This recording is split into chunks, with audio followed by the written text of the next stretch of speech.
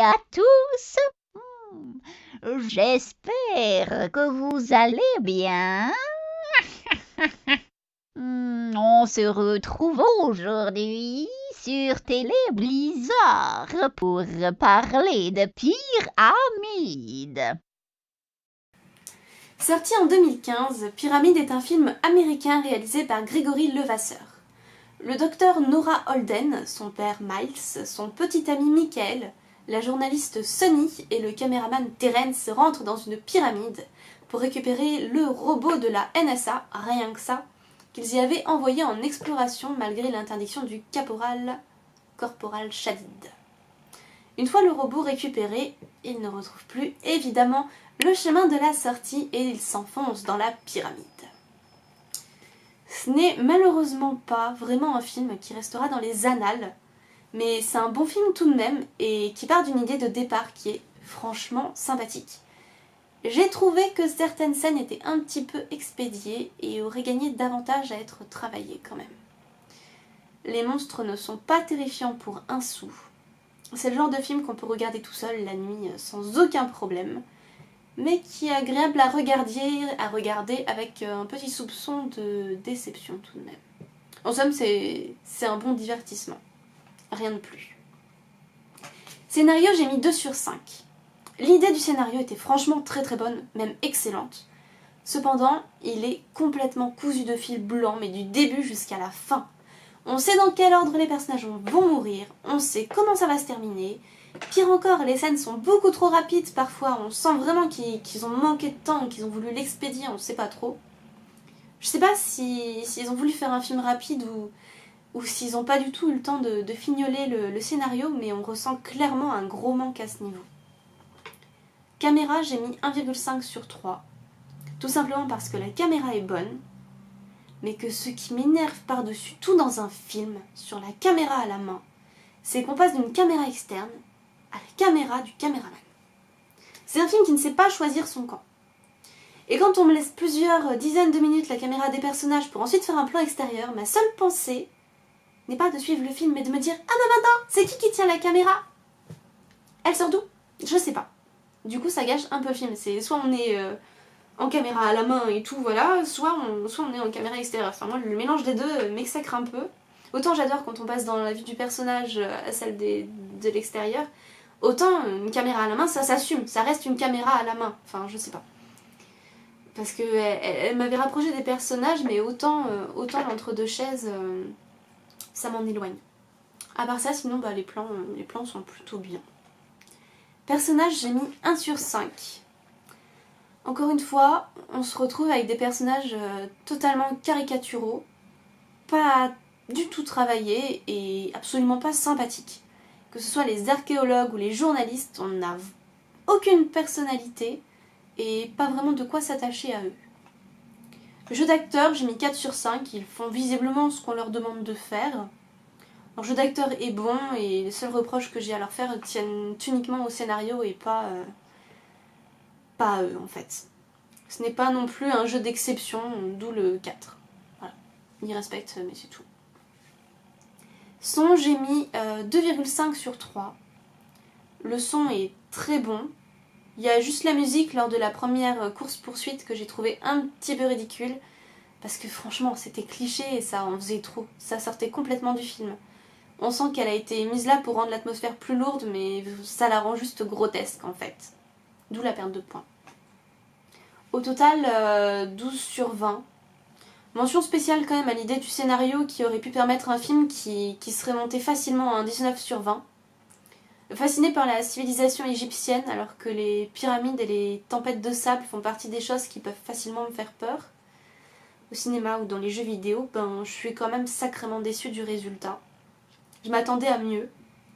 C'est bien, mais vraiment, ils avaient un gros potentiel pour en faire un film qu'on n'oublie pas, alors qu'au final, on a juste un film sympa à regarder une fois et sans plus.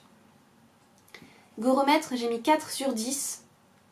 C'est bien pour une ou deux scènes, mais franchement, c'est tout à fait raisonnable. Trouillomètre, j'ai mis 1 sur 10. Vous avez aucune inquiétude à vous faire par rapport à ce film.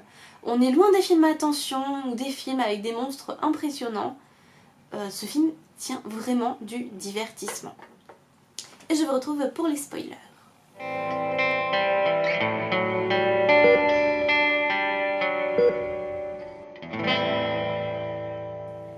Niveau personnage, j'ai eu d'autant plus de mal à m'attacher à eux qu'au vu des réactions, je n'avais pas du tout compris que Michael et Nora étaient ensemble, vu qu'elle avait plus l'air de le prendre en pitié qu'autre chose quand il a fallu le laisser.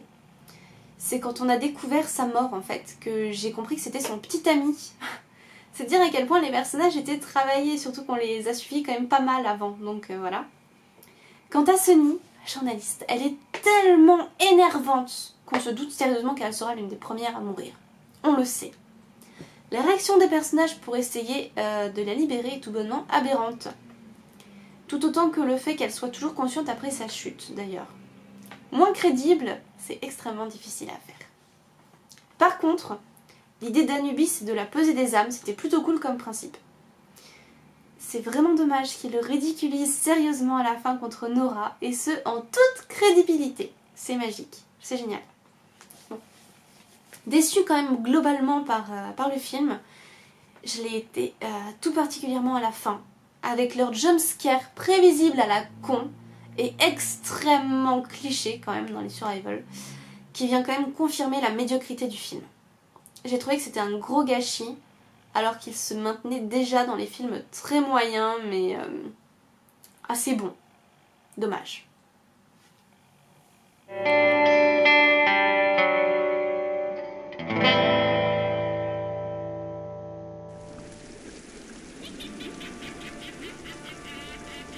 Pyramide se concentre sur une équipe de documentalistes partis en Égypte, suivre un groupe d'archéologues qui vient de mettre au jour une nouvelle pyramide qui pourrait révolutionner l'histoire d'Égypte.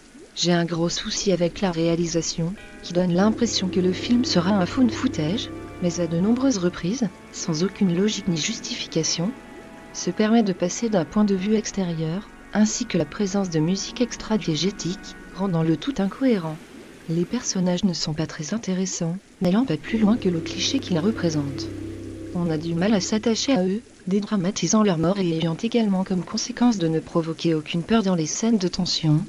Et c'est là l'énorme souci du film. Ce film se veut être un film d'horreur et il ne provoque aucune peur ou angoisse, et ce ne sont pas les quelques scènes un peu sanglantes qui vont choquer. Au final, le film n'a que peu d'intérêt, seul son montage correct et son rythme arrivent à vous emmener au bout de la trame.